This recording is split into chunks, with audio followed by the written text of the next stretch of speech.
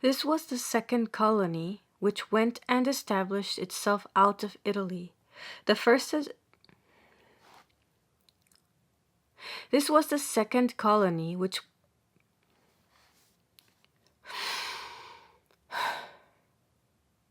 This was the second colony which went and established itself out of Italy. The first had been founded on the ruins of Carthage. Having thus completed their conquest, the Senate, to render possession safe and sure, decreed the occupation of the passes of the Alps, which opened Gaul to Italy. There was up to that time no communication with Gaul save along the Mediterranean, by a narrow and difficult path, which has become in our time the beautiful route called the Corniche. The mountain tribes defended their independence with desperation. When that of the Staenians, who occupied the pass of the Maritime Alps, saw their inability to hold their own, they cut the throats of their wives and children, set fire to their houses, and threw themselves into the flames.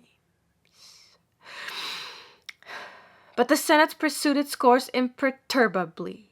All the chief defiles of the Alps fell into its hands. The old Phoenician road, restored by the consul Domitius, bore thenceforth his name, Via Domitia, and less than 60 years after Cisalpine Gaul had been reduced to a Roman province, Rome possessed in Transalpine Gaul a second province, whither she sent her armies and where she established her citizens without obstruction. But Providence seldom allows men, even in the midst of their successes, to forget for long how precarious they are. And when he is pleased to remind them, it is not by words, as the Persians reminded their king, but by fearful events, that he gives his warnings. At the very moment when Rome believed herself set free from Gallic invasions and on the point of avenging herself by a course of conquest, a new invasion, more extensive and more barbarous, came bursting upon Rome and upon Gaul at the same time, and plunged them together in the same troubles and the same perils.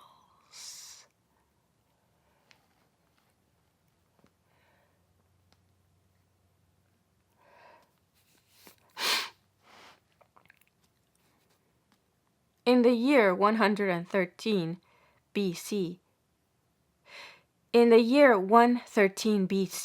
there appeared to the north of the Adriatic, on the right bank of the Danube, an immense multitude of barbarians, ravaging Noricum and threatening Italy. Two nations predominated, the Cimbrians, or Cimbrians, and the Teutons, the national name of the Germans. They came from afar, northward from the Cimbrian Peninsula,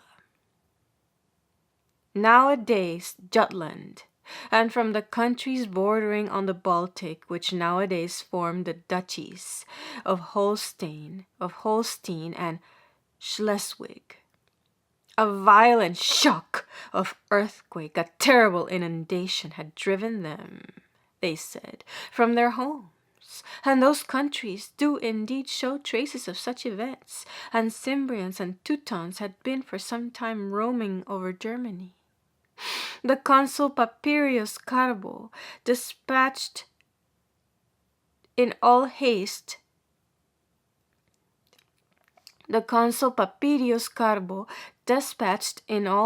to defend the frontier, bade them, in the name of the Roman people, to withdraw. The barbarians modestly replied that they had no intention of settling in Noricum, and if the Romans had rights over the country, they would carry their arms elsewhither.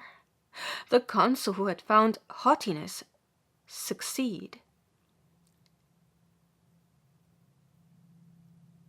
thought he might also employ perfidy against the barbarians. He offered guides to conduct them out of Noricum, and the guys misled them. The consul attacked them unexpectedly during the night and was beaten. However, the barbarians, still fearful, did not venture into Italy. They roamed for 3 years along the Danube, as far as the mountains of Macedonia and Thrace.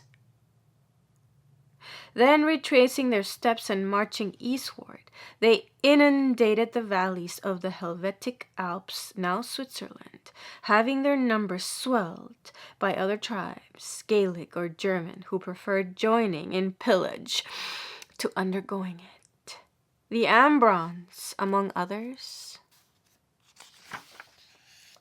a Gaelic peoplet that had taken refuge in Helvetia after the expulsion of the Umbrians by the Etruscans from Italy, joined the Cimbrians and Teutons, and in the year 110 BC altogether entered Gaul, at first by way of Belgica, and then continuing their wanderings and ravages in central Gaul, they at last reached the Rhone, on the frontiers of the Roman province.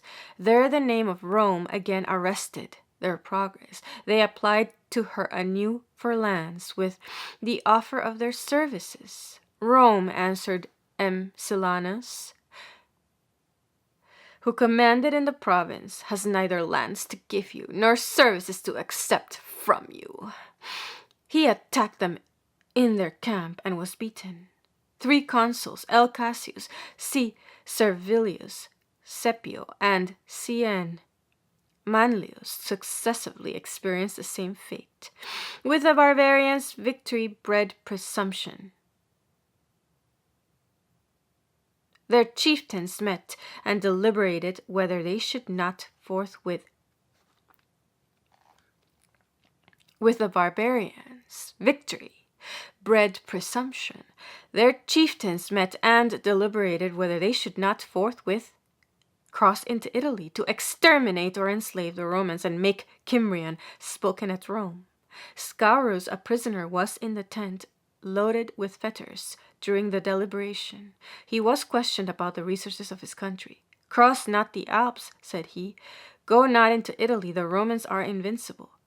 In a transport of fury, the chieftain of the Cimbrians, Beorix by name, fell upon the Roman and ran him through. Howbeit, the advice of Scaurus was followed. The barbarians did not as yet dare to decide upon invading Italy, but they freely scoured the Roman province, meeting here with repulse, and there with reinforcement from the peoplets, who formed the inhabitants. The Tectosagian Volks, Cimbrian in origin and maltreated by Rome, joined them.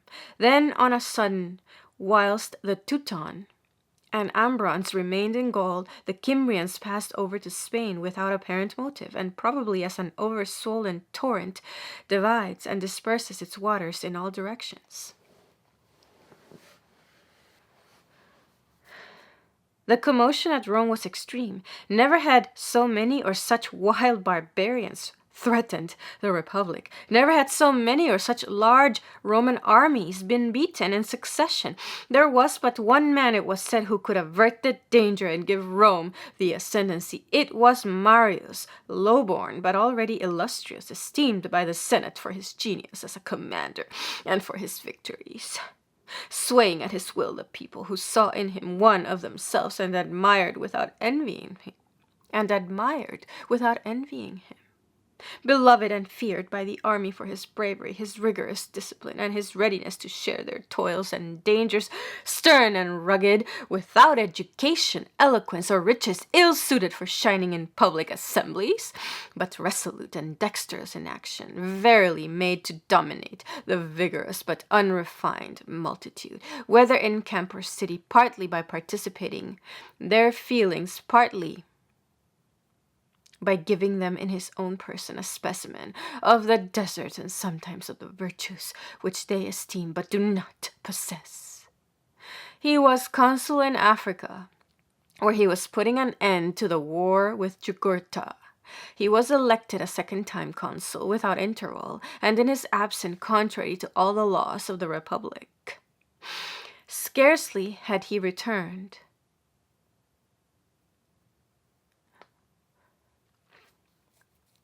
He was elected a second time consul, without interval, and in his absence, contrary to all the laws of the Republic.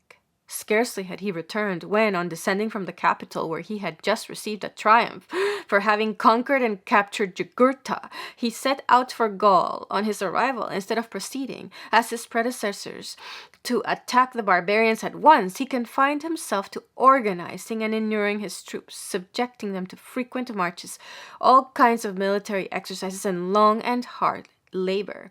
To ensure supplies, he made them dig, towards the mouths of the Rhone, a large canal which formed a junction with the river a little above Arles, and which, at its entrance into the sea, offered good harborage for vessels.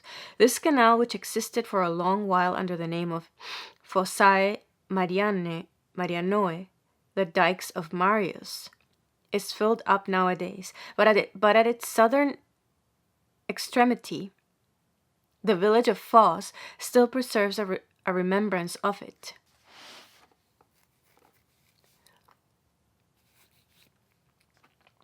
Trained in this severe school, the soldiers acquired such a reputation for sobriety and laborious assiduity that they were proverbially called Marius's mules. He was as careful for their moral state.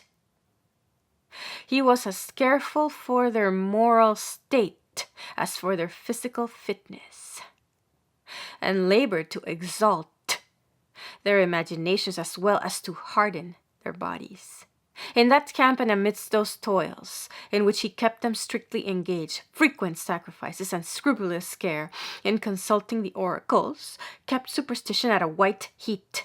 A Syrian prophetess named Martha, who had been sent to Marius by his wife Julia, the aunt of Julius Caesar, was ever with him, and accompanied him at the sacred ceremonies and on the march, being treated with the greatest respect and having vast influence over the minds of the soldiers.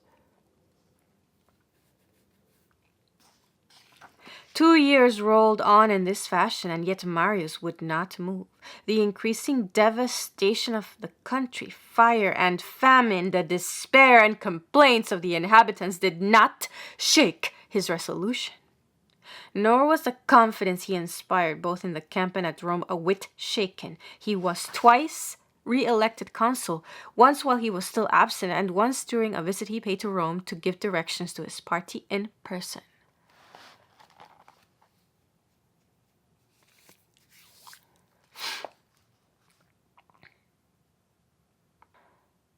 It was at Rome in the year 102 BC that he learned how the Kymrians, weary of Spain, had recrossed the Pyrenees, rejoined their old comrades, and had at last resolved, in concert, to invade Italy.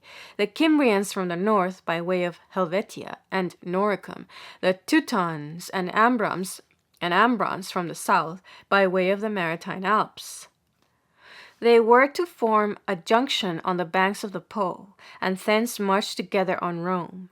At this news Marius returned forthwith to Gaul, and without troubling himself about the Kymrians, who had really put themselves in motion towards the northeast, he placed his camp so as to cover at one and the same time the 2 Roman roads which crossed at Arles, and by one of which the Ambro Teutons must necessarily pass to enter Italy on the south. They soon appeared in immense numbers, say the historians. They soon appeared in immense numbers, say the historians, with their hideous looks and their wild cries, drawing up their chariots and planting their tents in front of the Roman camp. They showered upon Marius and his soldiers continual insult and defiance. The Romans, in their irritation, would fain have rushed out of their camp, but Marius restrained them. "It is no question," said he, with his simple and convincing common sense, "of gaining triumphs and trophies. It is a question of averting this storm of war and of saving Italy." A Teutonic Teutonic chieftain came one day up to the very gates of the camp and challenged him to a fight. Marius had him informed that if he were tired of life he could go and hang himself. As the barbarian still persisted, Marius sent him a gladiator. However, he made his soldiers, in regular succession, mount the ramparts to get them familiarized with the cries, looks, arms, and movements of the barbarians. The most distinguished of his officers, young Sertorius, who understood and spoke Gaelic well, penetrated, in the disguise of a Gaul, into the camp of the Ambrons, and informed Marius of what was going on there.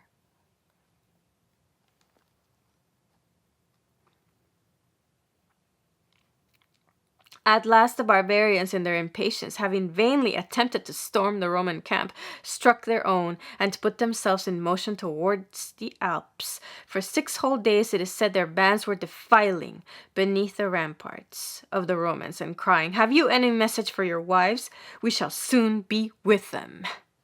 Marius, too, struck his camp and followed them. They halted, both of them, near on the borders of the Senus, the barbarians in the valley, Marius on a hill which commanded it. The ardor of the Romans was at its height. It was warm weather. There was a want of water on the hill, and the soldiers murmured. "You are men," said Marius, pointing to the river below, "and there is water to be bought with blood." "Why don't you lead us against them at once, then?" said a soldier, "whilst we still have blood in our veins." "We must first fortify our camp," answered Marius quietly. The soldiers obeyed. But the hour of battle had come, and well did Marius know it. It commenced on the brink of the Senus, between some Ambrons who were bathing and some Roman slaves gone down to draw water. When the whole horde of Ambrons advanced to the battle, shouting their war cry of "Ambra! Ambra!" a body of Gaelic auxiliaries in the Roman army and in the first rank heard them with great amazement, for it was their own name and their own cry. There were tribes of Ambrons in the Alps subjected to Rome as well as in the Helvetic Alps, and "Ambra! Ambra!" resounded on both sides. The battle lasted 2 days, the first against the Ambrons, the second against the Teutons. Both were beaten in spite of their savage bravery, and the equal bravery of their women, who defended with indomitable obstinacy the cars with which they had remained almost alone, in charge of the children and the booty. After the women, it was necessary to exterminate the hounds who defended their masters' bodies. Here again the figures of the historians are absurd, although they differ. The most extravagant raised the number of barbarians slain to 200,000, and that of the prisoners to 80,000. The most moderate stop at 100,000. In any case, the carnage was great, for the battlefield, where all these corpses rested without burial, rotting in the sun and rain, got the name of Campi Putridi, or fields of putrefaction, a name traceable even nowadays in that of Pourrières, a neighboring village. As to the booty, the Roman army with one voice made a free gift of it to Marius, but he, remembering perhaps what had been lately done by the barbarians after the defeat of the consuls Manlius and Scipio, determined to have it all burned in honor of the gods. He had a great sacrifice prepared. The soldiers, crowned with laurel, were ranged about the pyre. Their general, holding on high a blazing torch, was about to apply the light with his own hand, when suddenly, on the very spot, whether by design or accident, came from Rome the news that Marius had just been for the 5th time elected consul. In the midst of acclamations from his army, and with a fresh chaplet bound upon his brow, he applied the torch in person and completed the sacrifice.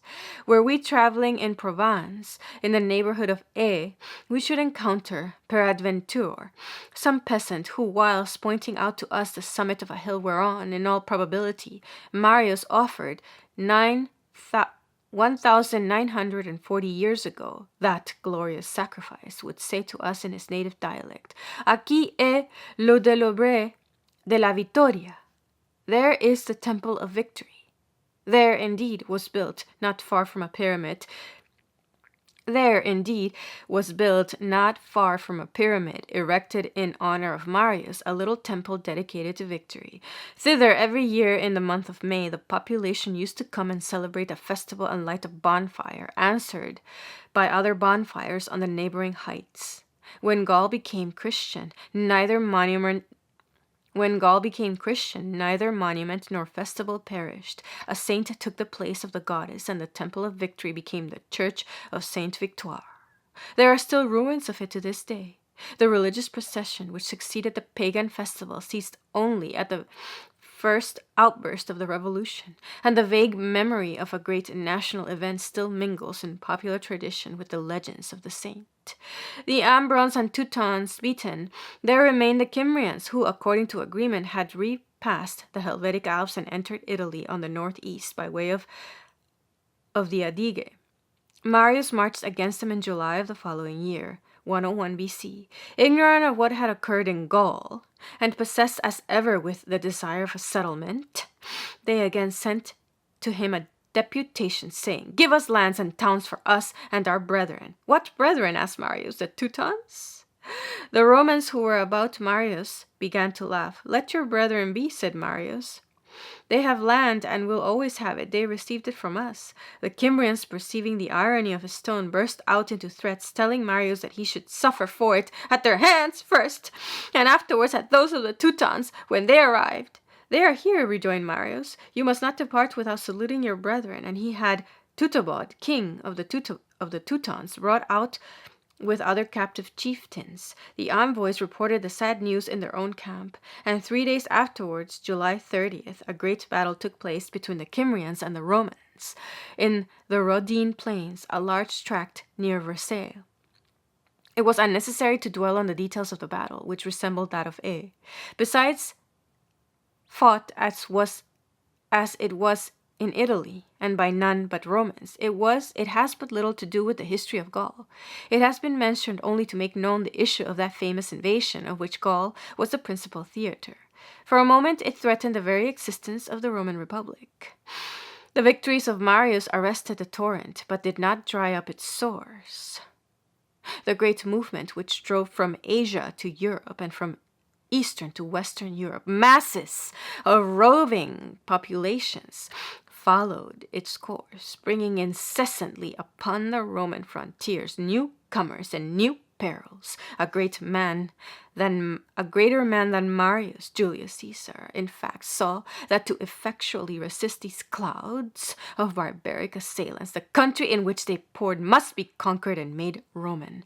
The conquest of Gaul was the accomplishment of that idea, and the decisive step towards the transformation of that Roman Republic into a Roman Empire.